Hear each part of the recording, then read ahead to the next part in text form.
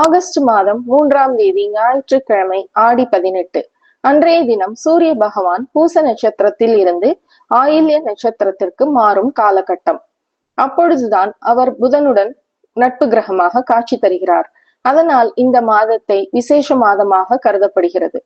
ஏனென்றால் அன்று செய்யும் எந்த ஒரு புனித காரியமும் பன்மடங்காக பெருகும் என்பது ஐதீகம்.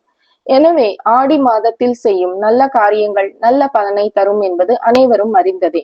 ஆனால் சிலருக்கு ஆடி மாதத்தில் ஆடி 18 பெருக்கென்று நதிகளில் நீராட முடியவில்லையே என்ற வருத்தம் இருந்தாலும், உடல்நிலை வயது காரணம் இருந்தாலும் கவலைப்பட வேண்டாம். வீட்டிலே கங்கை, யமுனை, காவேரி, சரஸ்வதி போன்ற நதிகளில் குளித்த பலனை அடையலாம். வேறொன்றும் இல்லை.